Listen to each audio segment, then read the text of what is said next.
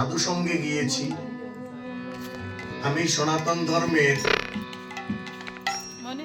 বিভিন্ন মত পথের সাধু সঙ্গে আমি অংশগ্রহণ করেছি। শুধু কি তাই, পার্শ্ববর্তী ধর্মের মারফতি লাইনের যারা সাধক ছিল তাদের মাহফিলও আমি অংশগ্রহণ করেছি, কিন্তু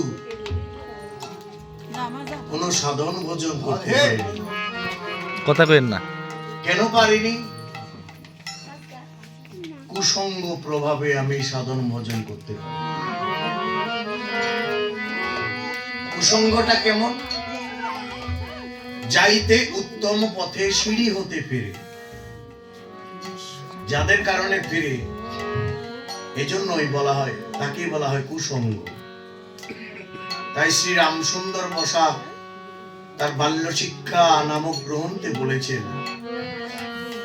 অসৎ সঙ্গ ত্যাগ করো, ঈশ্বরকে বন্দনা করো। মায়েরাও মনে মনে কথা বলছেন, সবাই জানি, কিন্তু আমরা মানি না। যদি মানতাম তাহলে নাম সংকীর্তনকে অপমান করতাম না। আমার শ্রী গুরুপাদ এখান থেকে খুব বেশি দূরে নয়, 1 ঘন্টা লাগে। 10 গড়িয়া নেমে বাইশিন্দুরে সিএনজি যেতে হয়। আমার গুরুদেবের বাবাকে নিমাই গোসাই বললে লক্ষ্মীপুর এলাকার অনেকেই চেনে। আমার প্রভুপাদ শ্রী শ্রী কর্তা জীবন কৃষ্ণ গোস্বামী মহারাজ, তাদের থেকে আমি একটা কথা শিখেছি, যেখানে নাম সংকীর্তন হয় সেখানে কথা বলা নাকি পাপ। কেননা এই নাম সংকীর্তনটা এসেছে কোত্থেকে? শ্রী বৃন্দাবনে ব্রজ গোপীরা যে পঞ্চভাবে ভগবানকে ভেবেছিলেন, সেই ভাবে আমার পূর্ণচন্দ্র গৌরহরি কলির ভগবান সেই ভাবকে নগরে নগরে গিয়ে প্রকাশ করে দিয়েছেন জীবের উদ্ধারের জন্য।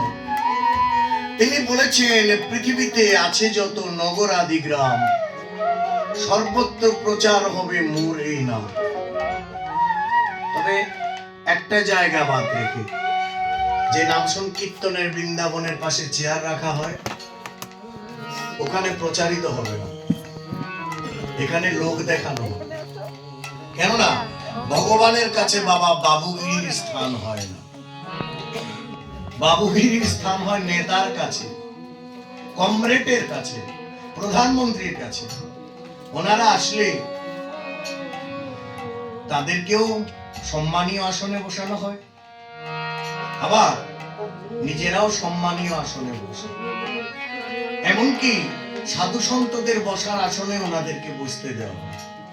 কিন্তু যিনি সর্বত্র বিরাজ করেন, তাকে যখন ডাকা হয়, সেখানে রাজা প্রজা ওই শ্মশান মাঝে সবার একই সাজা। তাই একভাবে ঈশ্বরকে বন্দনা করতে হয়।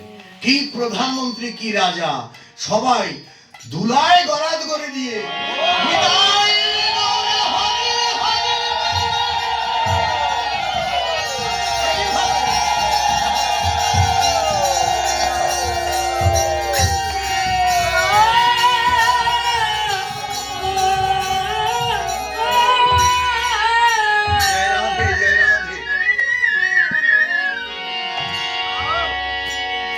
কেননা তুমি মন্ত্রী হয়েছো, এটা আমার সঙ্গে মন্ত্রণা দিতে পারবে, কিন্তু যার দোহাই দিয়ে মনকে ত্রাণ করা হয়, মহামন্ত্র দেওয়া হয়, তার কাছে মন্ত্রিত্ব খাটে না। তাই সবাইকে একদিন তার কাঠগড়ায় দাঁড়াতে হয়। একটা কথা মনে রাখবেন মাগো, নিম গাছে কখনো আম ফলে না। আমরা সবসময় সন্তান কামনা করি ভগবানের কাছে। কেন কামনা করি? বলি বংশ রক্ষার জন্য। শুধু তাই নয় বাবা, যদি কোনো কৃষ্ণ ভক্ত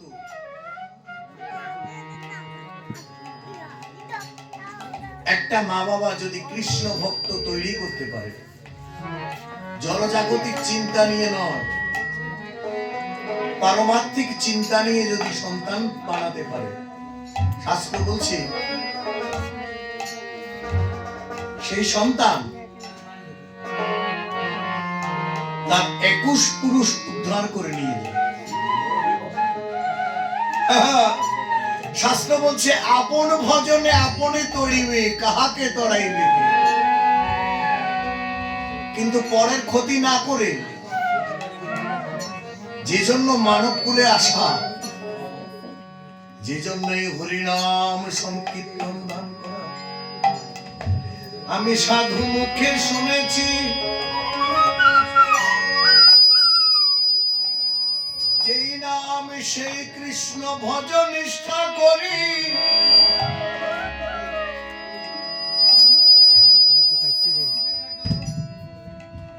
নামের সহিতে আছেন আপনি শ্রীহরি।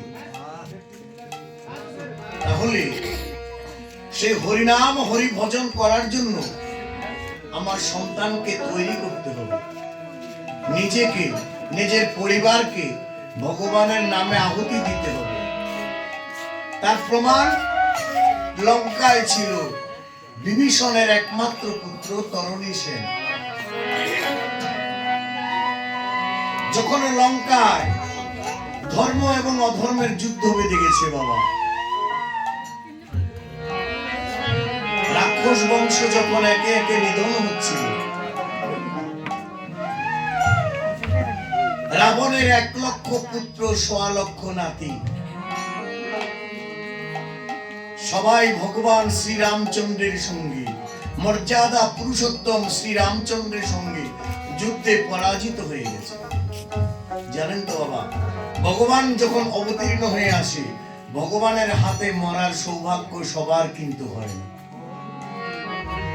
যারা ভগবানের শ্রীহস্তে নিধন হয় তারা কিন্তু কেউ সামান্য নয়, প্রত্যেকেরই অন্তিমে গোলক বৈকুণ্ঠ ধাম প্রাপ্তি হয়।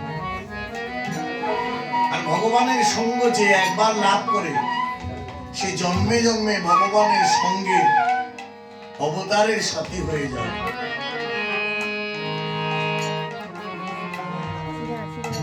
তাই রাবণ মনে মনে চিন্তা করছে, আমার একমাত্র বংশধরের মধ্যে যারা ছিল সবাই তো যুদ্ধে পরাজিত হয়ে গেছে, এবার বোধহয় আমাকে জিততে হবে। আমি শত্রু রূপে ভগবান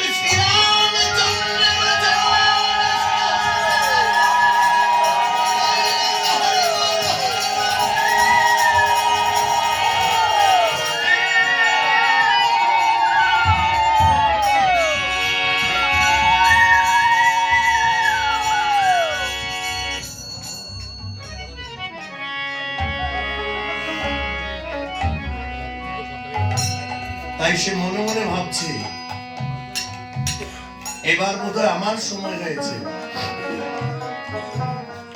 আমাকে যুদ্ধে যেতে হবে। এমন সময় বিভীষণের একমাত্র পুত্র তরণী সেন দৌড়ে গিয়ে জ্যাঠামশাইয়ের কাছে উপস্থিত হয়েছে। জ্যাঠামশাই, আপনাকে তো চিন্তিত দেখা